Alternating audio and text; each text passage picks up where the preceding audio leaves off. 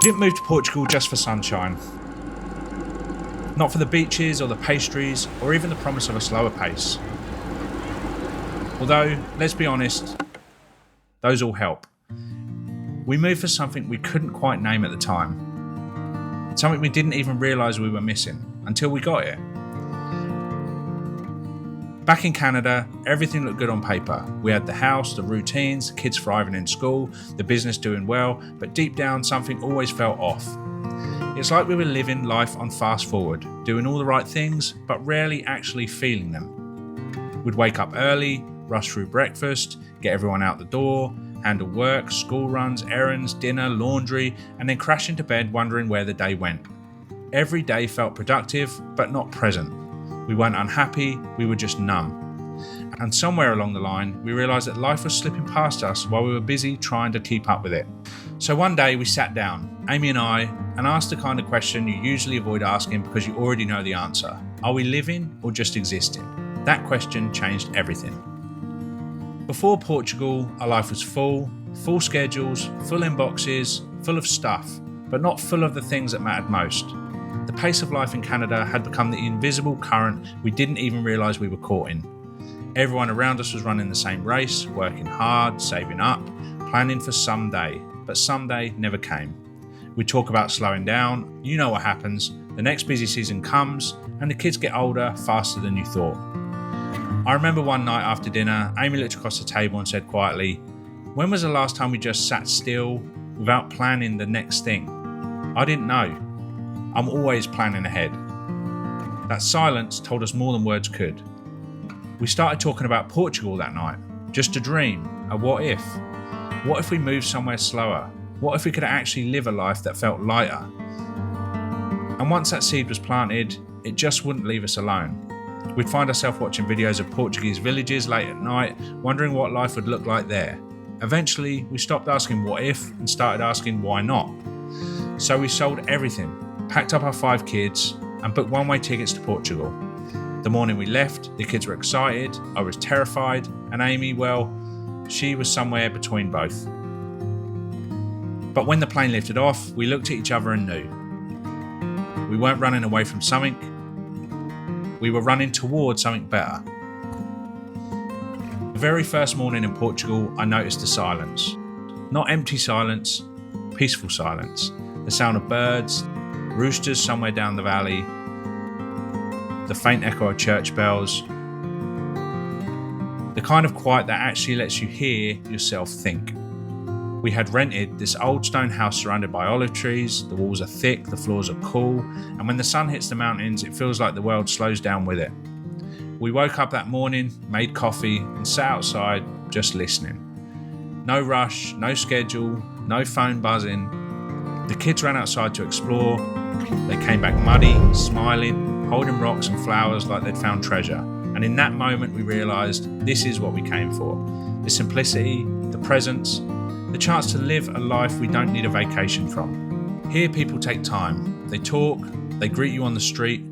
The lady at the bakery already knows our order every time we go in. It's simple and it's perfect. We've had more family meals together in 2 months here than we probably did in the last year back home.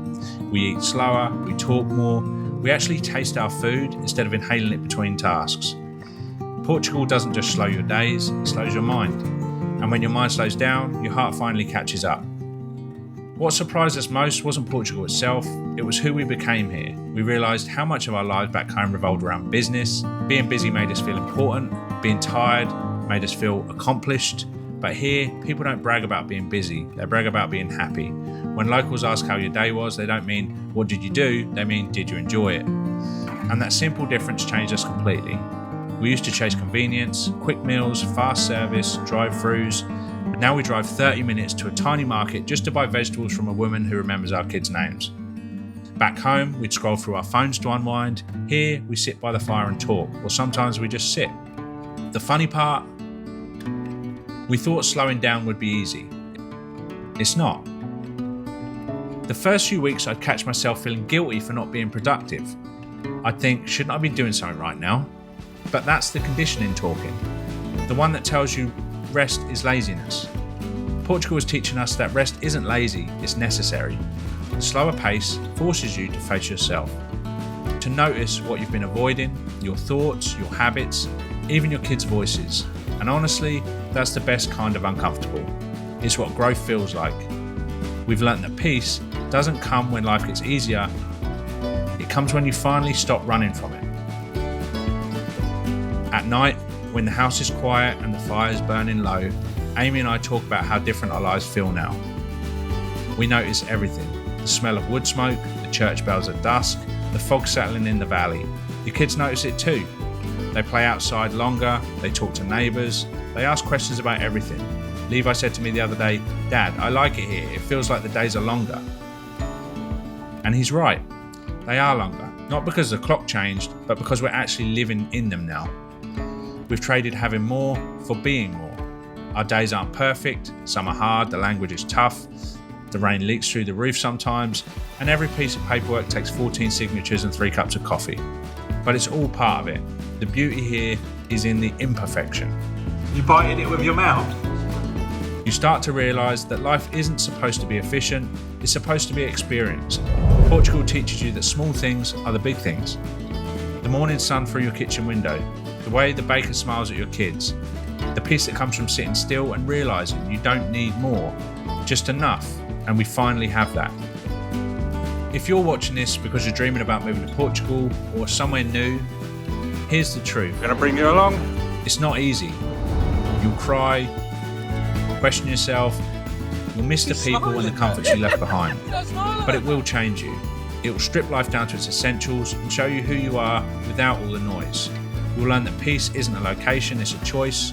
And for us, choosing Portugal meant choosing a life where we actually notice as it all happens. Our biggest lesson: you can't move across the world and expect everything to stay the same. You have to let go.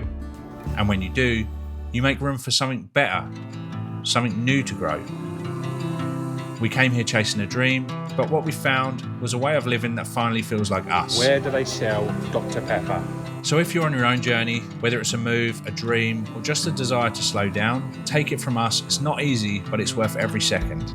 And listen, if you've made it this far and haven't subscribed yet, honestly, you're basically part of the family already. Don't be that weird cousin who always shows up to dinner but never brings dessert. Hit the button, it's free, we'll even share our pastel de nata with you. Thanks for watching, for supporting and following along. We'll recommend that place for sure. Because this isn't our story, it's proof that sometimes the biggest change you can make is choosing a simpler life.